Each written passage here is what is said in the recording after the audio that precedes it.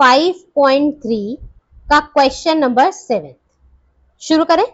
पहला क्वेश्चन कहता है find the sum of first 22 terms, मतलब मुझे एस यानी कि सम निकालना है 22 टर्म्स का, यानी कि वो कह रहा है एस 22 निकालिए, और यानी कि इसको देखकर मैं कह सकती हूं एन की वैल्यू है 22। आई होप क्लियर है।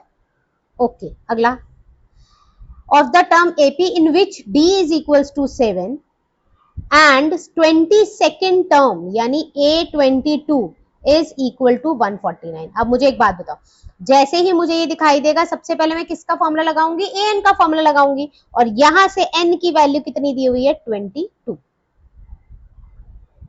ओके, A प्लस में N माइनस 1D, AN की जगह क्या लिख सकते हैं? 149। A की जगह मुझे नहीं पता, N की जगह 22 लिख सकते हैं, और D की वैल्यू कितनी है? 7 है। इंटू 7, 7 1 जा 7, 7 2 जा 14, ये 149। तो 149 minus 147 which is equals to A, और ये कितना आ जाएगा हमारे पास? 2। तो A की वैल्यू कितनी आ गई आपके पास? 2 आ गई। क्लियर है? A पता चल गया। अब क्या निकालना है? अब अगर आपको याद हो, मेरे पास A22 है, दैट इज 149, मेरे पास S22 के ऊपर क्वेश्चन मार्क है, मेरे पास N की वैल्यू 22 है, मेरे पास A की वैल्यू 2 भी है। फॉर्मूला याद आ रहा है? SN N/2 A plus AN, हाँ या ना?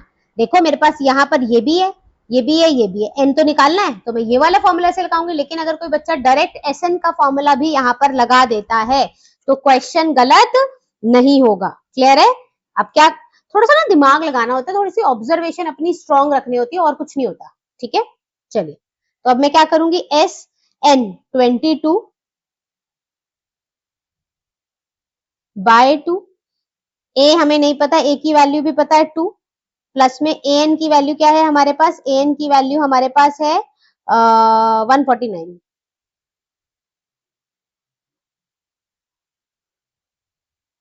ये आ जाएगा 151।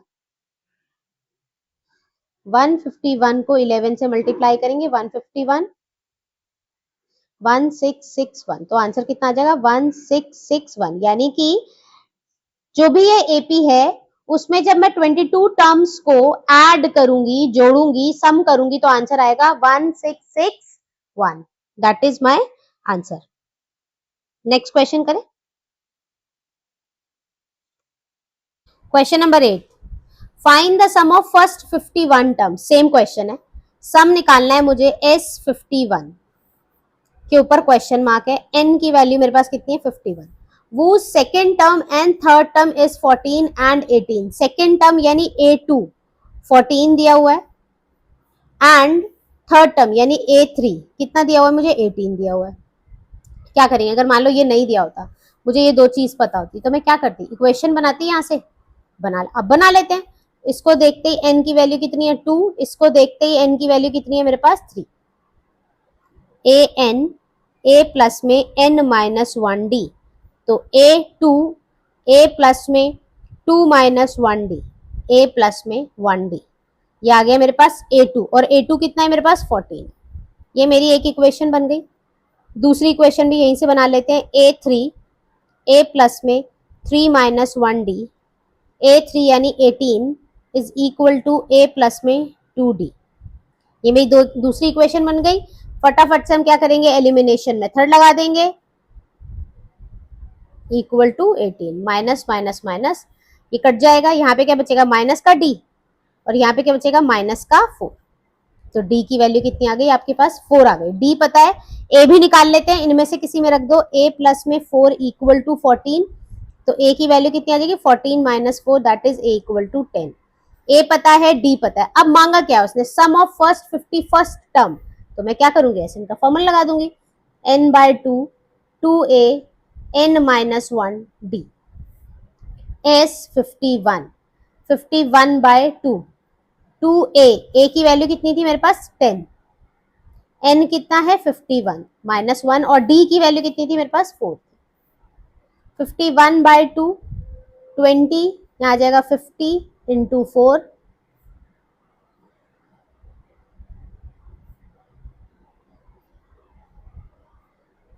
220 इंटू 51 डिवाइडेड बाय 2, कितना आ गया 51 इंटू 110, 51 को 11 से मल्टीप्लाई करेंगे,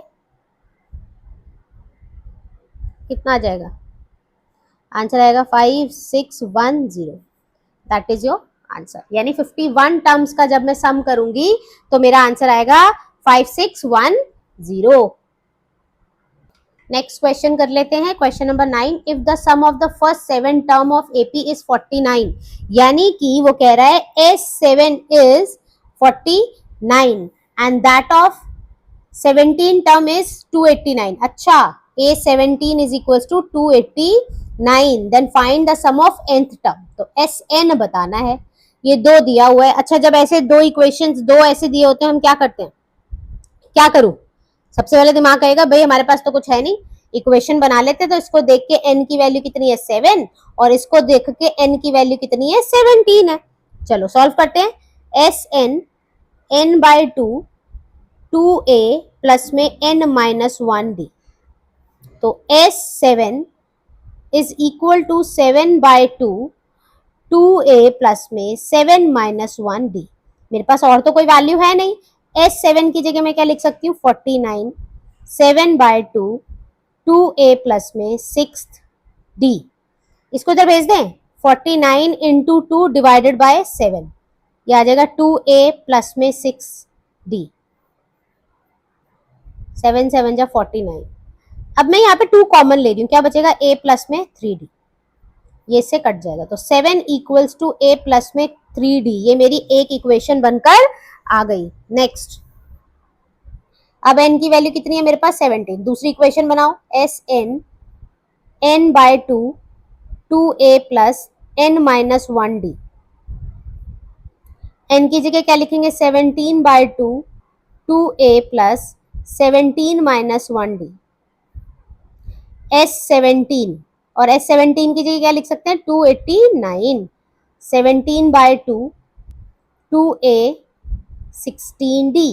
अब 289 into 2 divided by 17 equal to 2a plus में 16d, आ जाएगा 17, आ जाएगा 17 इंटू 2। अब देखो यहां से भी मैं 2 कॉमन ले सकती हूँ, तो क्या बचेगा a प्लस में 8d, तो आ जाएगा 17 इक्वल टू a प्लस में 8d।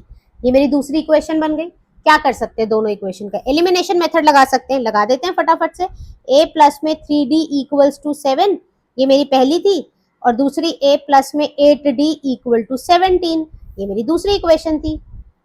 माइनस करेंगे, कट जाएगा, 8 में से 3 जाएंगे, कितने बचेंगे 5, माइनस का, यहाँ पे क्या बचेगा माइनस का 10, माइनस से माइनस कट जाएगा, 5 से 10 कट जाएगा, तो d की वैल्यू कितनी आ जाएगी 2, d आ गया, दोनों में से किसी में रख दो, a की वैल्यू आ जाएगी, a प्लस में 3, d की वैल्यू रख दी हमने, a प्लस में 6 equal to 7, a equal to 7 minus 6, a की वैल्यू कितनी आ गई 1, a पता है, d पता है। अब उसने मुझसे पूछा है Sn निकालो, अब ये तो आप खुद कर सकते हैं, मुझे कराने की जरूरत तो नहीं होनी चाहिए। क्लियर है, क्लियर है।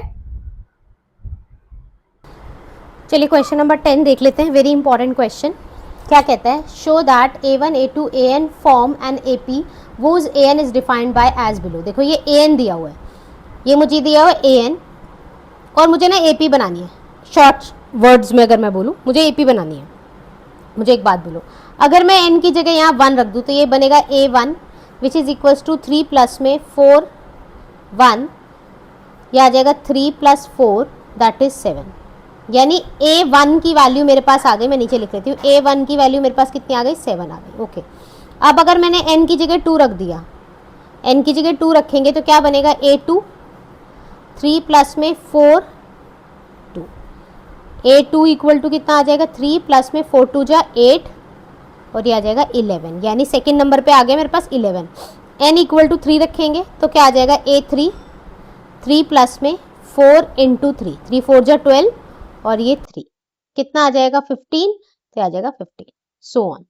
ये बन गई मेरी एपी, कोई बड़ी बात तो नहीं थी एपी बनाना। अगर मुझे एन दिया हुआ हो, बहुत ध्यान से समझना, एन दिया है और एपी पूछी गई है, तो आप एन की डायरेक्ट वैल्यू 1 2 3 3 रख दो, काफी होता है, रख कर आप एपी बड़े इजीली बना सकते हैं। सेम क्वेश्चन ये है तो आप आगे सॉल्व कर सकते हैं। ठीक है, इसमें भी आपने क्या करना है, एन की जगह क्या रखेंगे, एक बार 1 रखेंगे, फिर 2 रखेंगे और 3 रखेंगे, हमारी एक एपी बन जाएगी। उसने क्या बोला, also find the sum of first 15 terms.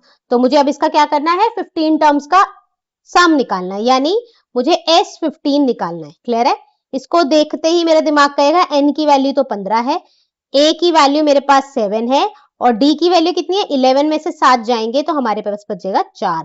हमारे पास ये तीनों इंफॉर्मेशन है और मुझे Sn का फॉर्मूला लगाना है। तो n/2 2a plus n-1 d, Sn 15 15/2 2a plus में 15-1 और d की वैल्यू कितनी है मेरे पास 4।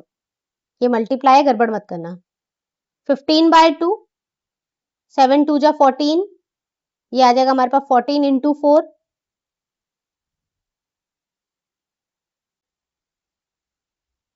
15/2, दोनों को ऐड करेंगे तो कितना आ जाएगा हमारे पास, 15 को आप 35 से मल्टीप्लाई करो, जो भी होगा वो आपका आंसर। क्लियर है, बस दिमाग में क्या याद रखना है, एन इक्वल टू सम हाथी दिया हो और आपसे एपी पूछा जाए, क्वेश्चन मार्क एपी पे हो, तो आपने कुछ नहीं करना, एन की वैल्यू रखनी शुरू करनी है, ऑटोमेटिकली क्या बनकर आ जाएगी, एपी बनकर आ जाएगी। क्लियर है, अब ये क्वेश्चन देखो, this is very very important question, बहुत ही ज्यादा इंपॉर्टेंट क्वेश्चन है। एग्जाम में इस टाइप का क्वेश्चन पेपर में छपता है और बच्चे गलतियां करते हैं। ठीक है, जो पीछे क्वेश्चन था वो एन इक्वल टू समथिंग दिया हुआ था और मैंने कहा एन की वैल्यू रखो और आपकी एपी निकल कर आ जाएगी, यही था क्वेश्चन। अब यहां देखो, यहां कहता है if the sum of the first n term of AP is this, यानी कि S n is equal to 4n minus n square दिया हुआ है, एन नहीं दिया हुआ, एस एन दिया हुआ है, आगे की स्टोरी में बाद में पढ़ूंगी। एस एन दिया हुआ है, क्लियर हुई है ये बात, एन नहीं है, एन होता तो डायरेक्ट एपी बन जाती, ये एस एन है, एस एन से डायरेक्ट एपी कभी भी नहीं बनेगी। फिर मैम क्या करें, क्वेश्चन में तो बहुत कुछ पूछा हुआ है, क्या करें, आपने कुछ नहीं करना, बिल्कुल वही करना है, n इक्वल टू 1, तो जब मैं यहां रखूंगी S1 आएगा, बहुत ध्यान से देखना, ये आ जाएगा 1 का square, that is 4 minus 1, that means 3, यानी S1 की वैल्यू क्या आ गई, 3 आ गई। और S1 का मतलब होता है सम ऑफ फर्स्ट टर्म, यस और नो, यानी कि S1 किसके बराबर है, A1 के बराबर है या नहीं, ये बात बताइए मुझे पहले, क्या S1 A1 के बराबर है, क्योंकि S1 का मतलब है सम कर दो एक टर्म का, तो मेरी एपी क्या बनने वाली है, पहली वाली टर्म तो आ गई मेरे पास A1, A1 की वैल्यू कितनी आई है मेरे पास 3। क्लियर है, अब n इक्वल टू 2 रख रहे हैं, बहुत ध्यान से देखना, तो आएगा S2 4 इंटू 2 माइनस 2 की पावर 2, S2 इक्वल टू 4 2 जा 8 और ये आ जाएगा 4 और आंसर आएगा 4, मतलब S2 कितना आया हुआ है 4, यानी S2 का मतलब होता है sum of first two terms, यानी कि A1 प्लस A2 के बारे में बात कर रहा है, यस और नो, ये बात क्लियर हुई है। S2 का मतलब है पहली दो संख्याओं को जोड़ो, पहली दो टर्म्स को जोड़ो, यानी A1 plus A2 equal to 4 आया है। और A1 के बारे में तो पता है मुझे, A1 की वैल्यू कितनी आई थी 3, A2 की वैल्यू कितनी आ जाएगी 4 minus 3, that means A2 is equal to क्या आएगा 1। क्लियर हुई है बात, क्लियर हुई है, तो अब A2 कितना आ गया मेरे पास 1 आ गया। एक और निकाल लेते हैं, 3 बहुत होती है, n इक्वल टू 3 रखेंगे तो क्या आ जाएगा S3 4 इंटू 3 और 3 का स्क्वायर, 4 तिये 12 3 तिया 9, क्या बचेगा 3, S3 की वैल्यू कितनी आ गई 3 आ गई। और S3 का मतलब क्या होता है, पहले तीन संख्याओं का जोड़, A1 A2 A3 equal to कितना आ गया 3। अच्छा A1 पता है मुझे, यस 3 है, A2 पता है मुझे, यस 1 है, A3 मुझे नहीं पता, A3 की वैल्यू कितनी आ गई -1। समझ आया या नहीं आया, याद रखिए जब Sn दिया हुआ है वैल्यू तो n की रखेंगे 1 2 3, लेकिन मैं डायरेक्ट जो आंसर आएगा उससे मैं ये नहीं कह सकती कि अच्छा ये 3 और अगला क्या आया था 4 और नेक्स्ट क्या आया था मेरा 3, ये मेरी एपी है। कहीं से भी नहीं बनेगी एपी, कहीं बनेगी ही नहीं एपी। एपी बनाने के लिए आपको क्या करना पड़ेगा, थोड़ा लॉजिक अप्लाई करने का। S1 का मतलब सम ऑफ फर्स्ट टर्म यानी A1 डायरेक्टली हो गया। S2 का मतलब sum of first two term यानी A1 plus A2 which is equal to 4। A1 की वैल्यू पता है, रख दो, A2 की वैल्यू आ गई। अब S3 निकालेंगे तो सम ऑफ फर्स्ट थ्री टर्म है तो A1 plus A2 plus A3 equal to जो भी आया था। इन दोनों की वैल्यू पता थी, तीसरे की निकल कर आ गई, मेरी क्या बन गई, एपी बन गई। अब देखो क्वेश्चन क्या कहते हैं, what is the first term, first term है जी 3। What is the sum of first two term, पहली दो टर्म्स बताइए, सम बताइए, पहली दो टर्म का सम बताइए जी। S2 कितना आया था मेरा 4, तो पहली दो टर्म का सम कितना आ जाएगा, देखो S1 मेरे पास कितना आया 3 इसका आंसर, फिर S2 sum of first two term उसने मांगा तो 4 आ गया, ओके ये भी हो गया। फिर what is the second term क्या है, A2 क्या है मेरे पास 1। Similarly find the third term बताओ मुझे, तो A3 कितना है मेरे पास -1। कहता है एंड टेंथ टर्म बताओ, यानी A10 के ऊपर क्वेश्चन मार्क है। n की वैल्यू कितनी है 10 है, a की वैल्यू कितनी है 3 है, d की वैल्यू 1 में से 3 जाएगा माइनस का 2, सॉल्व कर देंगे। A10 a प्लस में सॉरी a प्लस में n माइनस 1d, तो A10 इक्वल टू a की वैल्यू है 3 प्लस में 10 माइनस 1, d कितना है माइनस का 2, ये आ जाएगा 3 प्लस में 9 इंटू माइनस का 2, आंसर का माइनस का 15, A10 कितना आ गया माइनस का 15। क्लियर है। आगे क्या पूछता है, nth टर्म निकालो भाई, an अब अपने आप निकाल लेना, ठीक है जी, an अब आप अपने आप निकाल लेना। क्लियर हुई है बात। चलिए नेक्स्ट करते हैं question number 12, find the sum of first 40 positive integer divisible by 6। 6 से डिविजिबल यानी 6 से डिवाइड होने वाले डिविजिबल नंबर बताने हैं मुझे फर्स्ट 40, और उसका क्या निकालना है, सम निकालना है, यानी कि S40 मांग रहा है, सम ऑफ फर्स्ट 40 टर्म। तो 6 का सबसे पहला डिविजिबल नंबर कौन होता है, 6 खुद, फिर 6 के बाद 12, फिर आ जाएगा 18, सो ऑन। क्लियर है। अगर मैं बोलूं a की वैल्यू क्या है मेरे पास 6, d की वैल्यू क्या है मेरे पास अगेन 6, a है ये है, और n की वैल्यू कितनी दी हुई है मुझे 40। अब मुझे S40 निकालना है, यहां कोई तकलीफ होनी चाहिए, यहां कोई तकलीफ होनी चाहिए। चलिए नेक्स्ट क्वेश्चन देख लेते हैं, find the sum of first 15 multiples of 8। अब 8 के मल्टीपल, भाई देखो जब भी 8 का मल्टीपल, 4 का मल्टीपल, 5 का मल्टीपल बोल दिया जाए, और ये कंडीशन नहीं है कि 2 डिजिट का नंबर होना चाहिए, 3 डिजिट का नंबर है, तो आपने सिर्फ टेबल पढ़ना है, कुछ नहीं करना। 8 का टेबल लिख दो। अभी 6 के मल्टीपल में क्या किया था हमने, 6 का टेबल ही तो लिखा था, यहाँ पे 8 का टेबल लिख दो। 8 1 जा 8, 8 2 जा 16, 8 3 जा 24, सो ऑन। और मल्टीपल कितने चाहिए, सिर्फ फर्स्ट 15 चाहिए, तो S15 के बारे में बात कर रहा है, हाँ या ना। यहां देखते ही n की वैल्यू कितनी है 15, a की वैल्यू कितनी है 8, d की वैल्यू भी कितनी हो जाएगी हमारे पास 8, a पता है, d पता है, n पता है, क्या मैं Sn का फॉर्मूला लगा के क्वेश्चन सॉल्व नहीं कर सकती, वेरी वेरी इजी। तो आप ये बड़े आराम से क्वेश्चन को सॉल्व कर सकते हैं। 13 हो जाएगा, क्वेश्चन नंबर 13 हो जाता है। आपने find the sum of odd numbers between 0 and 50, 0 से 50 के बीच में ऑड नंबर्स निकालिए। ऑड नंबर्स कौन से होते हैं, जो 2 से डिविजिबल नहीं होते हैं। तो 1 आ जाएगा, फिर आएगा 3, फिर आएगा 5 7 सो ऑन। 50 तो नहीं होता, तो 50 से पहले कौन होगा 49, ओके। अब मुझे क्या करना है, सम बताना है। अब मैं बोलूं मैम सम किसका, पहली टर्म का, दूसरी टर्म का, चौथी टर्म का, 10वीं टर्म का, किसका, मुझे तो नहीं पता, मतलब n तो मुझे नहीं पता। अगर आप मुझे n बता देते तो मैं सम निकालती। तो इसलिए हम क्या करने वाले हैं, और दूसरी चीज मैंने क्या सिखाया था, डॉट डॉट डॉट करके क्या इंफॉर्मेशन मिलती है, an की, और अगर an की इंफॉर्मेशन गिवन है तो मैं पहला फॉर्मूला किसका लगाऊंगी, an का। क्लियर है। a की वैल्यू कितनी है 1, d की वैल्यू कितनी हो जाएगी, 3 में से 1 जाएगा तो आंसर आ जाएगा 2। अब सॉल्व करेंगे an a प्लस में n minus 1d। I hope clear है। दोनों तरीके से आपका दिमाग चलना चाहिए। हमें तो नहीं पता कितने नंबरों का सम करना है, तो मुझे तो n पता ही नहीं, तो Sn का फॉर्मूला लगाकर मुझे कुछ नहीं मिलने वाला। लेकिन मैंने जब इस एपी को देखा तो दिखा डॉट डॉट डॉट करके मुझे किसकी इंफॉर्मेशन मिली हुई है, an की। तो हम पहले फॉर्मूला किसका लगाएंगे, an का। तो यहाँ 49, a की वैल्यू 1, n मुझे नहीं पता, d कितना है 2, 49 1, इसको सॉल्व करें 2n माइनस 2, -1 2n49, क्या आ जाएगा 50 डिवाइडेड बाय 2, n की वैल्यू कितनी आ गई 25। देखो n अब मुझे पता है 25, तो मुझे सम किसका निकालना है, S25 का। क्लियर है। और इसमें अब फॉर्मूला क्या लगा देंगे हम, n/2 a प्लस में। अब दिमाग काम करेगा मेरा कि भाई an पता है ना मुझे, इसका ये डायरेक्ट शॉर्ट फॉर्मूला लगाएंगे हम। तो क्या आ जाएगा S25 25/2, a की वैल्यू कितनी पता है मुझे 1, और an की वैल्यू कितनी पता है 49। 25/2 इंटू 50, S25 कितना आ जाएगा 625। आज के लिए इतना ही। आई होप आपको क्लास अच्छी लगी है। अगर आपको कंटेंट समझ आया है तो अपने दोस्तों के साथ शेयर जरूर करें, चैनल को सब्सक्राइब करें और वीडियो को लाइक करना ना भूलें। Thank you so much.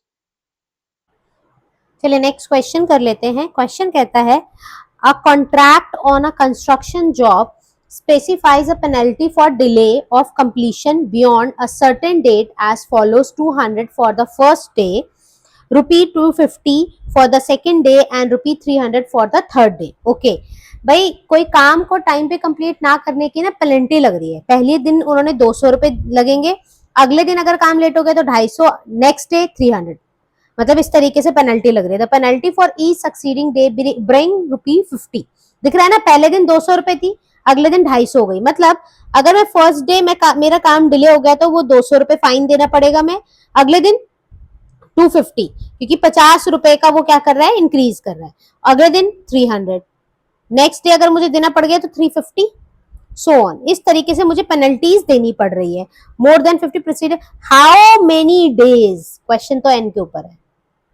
How many days of the contractor has to pay as penalty if he has delayed the working 30 day? अच्छा 30 दिन तक, 30 दिन तक दे दिया उसने, 30 डेज तक मैंने काम डिले किया। ये मेरा पहले दिन का काम डिले था, दूसरे दिन, तीसरे दिन, चौथे दिन, पांचवें दिन, छठे दिन, सातवें दिन, 30 दिन तक काम मैंने डिले किया। तो ए की वैल्यू कितनी है मेरे पास 200, डी की वैल्यू कितनी आ जाएगी 50, और एन की वैल्यू कितनी है मेरे पास 30।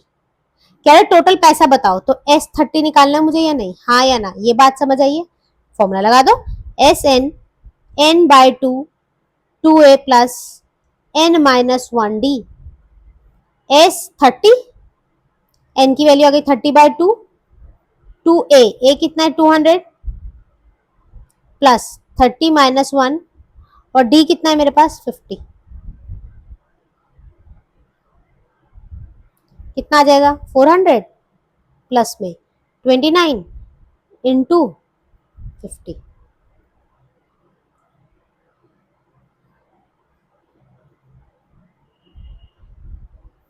1450, यह आ जाएगा 1850 इंटू 15, जो भी होगा वो आपका आंसर। क्लियर है, समझ आया। उन्होंने कहा कोई हम काम कर रहे हैं कंस्ट्रक्शन का, अगर काम डिले हो जाता है तो पहले दिन फाइन के मैंने 200 रुपए दिए, अगले दिन 250, अगले दिन 300, 350, इस तरीके से मैं 30 दिन तक दिए। तो मैंने टोटल पैसा उसे कितना दिया, 30 दिन का काम मैंने डिले किया तो मैंने उसे एक साथ पैसे दिए, तो कितने पैसे दिए, तो आप क्या करेंगे, समी तो निकालेंगे, और कितने दिन का बोला उसने 30 दिन का, तो 30 डेज के लिए आपने एन मान लिया और सॉल्व करा। क्लियर है। नेक्स्ट देखिए question number 16, a sum of ₹700 is to be used to given 7 cash prize. Okay, total 7 prize देने, मैंने 1 2 3 4 5 6 7 प्राइज देने, और टोटल पैसा मेरे पास कितना है 700, यानी S7 मेरे पास 700 है, हाँ या ना, ये बात समझ आइए। 7 प्राइस है, 1 price, 2 price, 3 price, 4 price, 5 6 7, total price का जो मेरे पास खर्चा है वो कितना है 700, तो S7 कितना है 700 रुपए मेरे पास है। आगे 7 prize to student of school for their overall academic performance if each prize is ₹20 less। मतलब एग्जाम्पल ले लेते हैं, मान लो मैंने पहला प्राइस 100 रुपए का दिया, तो अगला 20 रुपए लेस होगा, तो इसमें 20 लेस करेंगे तो कितना हो जाएगा 80, फिर अगला लेस करेंगे तो 80 में फिर लेस करो 20 तो कितना आ जाएगा 60, फिर लेस करेंगे 40, इस तरीके से उसने प्राइस दिए। कितने दिए, टोटल 7 दिए, तो मैंने एग्जाम्पल लिया था आपके लिए। तो इस तरीके से है, मुझे नहीं पता पहला प्राइस क्या होने वाला है, लेकिन मुझे पता है सब में 20 लेस होने वाला है, तो यानी डी की वैल्यू कितनी आ जाएगी -20। डी पता चल गया, ये पता चल गया, और यहां से मुझे एन की वैल्यू कितनी पता चल गई 7 पता चल गई। ठीक है जी। अब मुझे और तो कुछ नहीं पता, और कुछ पता है नहीं, Sn का फॉर्मूला लगाने की कोशिश करते हैं। n/2 2a प्लस n-1d, देखते हैं क्या होता है। S7/2 2a मुझे नहीं पता, n की वैल्यू 7 - 1, d कितना है -20। S7 टोटल पैसा कितना था मेरे पास 700, 7/2 2a यहाँ आ जाएगा 6 इंटू -20, काट दे 100 बचेगा और इसको इधर भेज दे तो 200 हो जाएगा।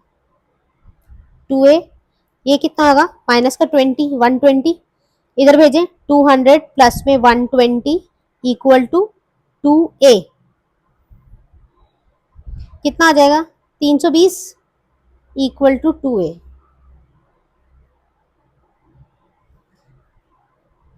ए की वैल्यू कितनी आ गई 160, मतलब पहला प्राइस होगा 160 रुपए का।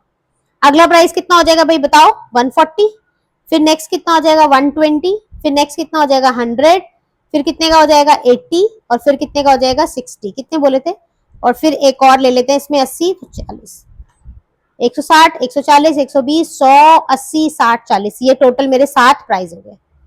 क्लियर है।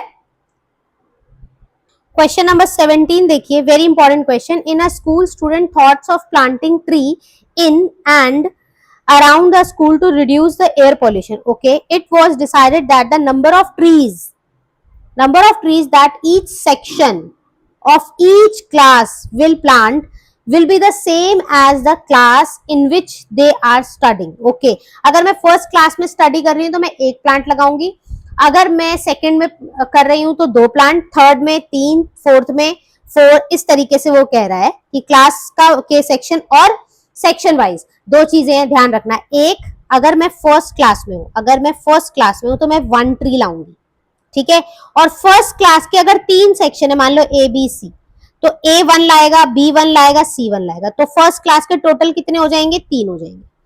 क्लियर हुई है स्टोरी। ओके, फिर कहते हैं हाँ example, section of a class first will be the plant 1 tree, a section of class second, यही बोल रही हूँ मैं 2 ट्री। अगर मान लीजिए मेरी सेकंड क्लास है तो मैं 2 प्लांट्स लाऊंगी, और अगर मान लीजिए मेरे पास 3 सेक्शन है तो ए भी 2 लाएगा, बी भी 2 लाएगा और सी भी 2 लाएगा, so on till class 12th। There are the 3 sections of each class, हर क्लास में 3 सेक्शन है, तो फिर अगर मान लीजिए फर्स्ट क्लास है, सेकंड क्लास है, थर्ड क्लास है, फोर्थ क्लास है, और कहां तक जाना है मुझे 12th तक जाना है। ओके, तो यहाँ पे कितनी सेक्शन, ये कितनी सेक्शन है 3 है सबके, तो ये क्या आ जाएगा 3, फर्स्ट क्लास का 1 और 3 सेक्शन, तो 1 into 3 यानी 3 हो जाएगा। सेकंड क्लास में हर सेक्शन से 2 प्लांट्स आएंगे, और मेरे पास कितने सेक्शन है 3 है, तो कितना आ जाएगा 6। थर्ड क्लास में हम लाएंगे 3 प्लांट्स, और कितने सेक्शन है मेरे पास 3, तो 3 तिया 9। फोर्थ क्लास में हर सेक्शन से 4 प्लांट आएंगे, और मेरे पास सेक्शन कितने 3, तो 4 तिये 12, ये मेरी क्या बन जाएगी एपी। लास्ट देखो 12th क्लास है तो 12 आएंगे, और सेक्शन कितने हैं मेरे पास ए बी और सी, तो आ जाएगा 36। क्लियर हुई है बात, इतनी समझ आई है, ये चीज क्लियर हुई है तो बताइए मुझे। 2 मिनट रुककर अच्छे से समझो ये कि मैंने क्या कहा। फर्स्ट क्लास में 1 पौधा लाना था, सेक्शन थे 3, तो 3 पौधे आ गए। क्लास सेकंड में 2 पौधे लाने थे, सेक्शन कितने थे 3, तो 3 दूनी 6। क्लास थर्ड में 3 पौधे लाने थे, 3 सेक्शन थे, 3 तिया 9। क्लास फोर्थ में 4 पौधे लाने थे, 3 सेक्शन थे, 4 तिया 12। ऐसे 12th क्लास में 12 पौधे लाने थे, 3 सेक्शन थे, 12 तिया 36। अब मुझे बताओ डॉट डॉट डॉट डॉट ये क्या है। सबसे पहले ए की वैल्यू कितनी है 3, डी की वैल्यू कितनी है 3, और ये क्या है एन इक्वल टू 36। कहता है कितने प्लांट्स लगाए गए बताइए। भाई वो तो मैं बाद में करूंगी, लेकिन मैं इसको देख के पहले किसका फॉर्मूला लगाऊंगी एन का। ए प्लस में n-1d क्या आ जाएगा 36 इक्वल टू 3 प्लस में n-1d, 36 इक्वल टू 3, 3n-3, 3 से 3 कट जाएगा,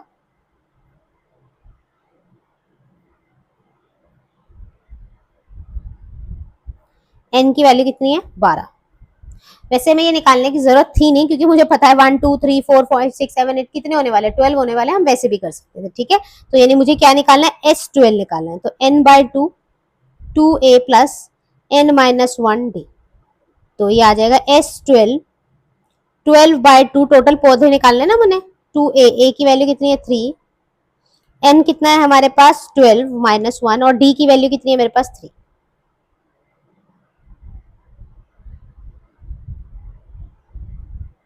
कितना हो जाएगा 33 प्लस में 6, 39।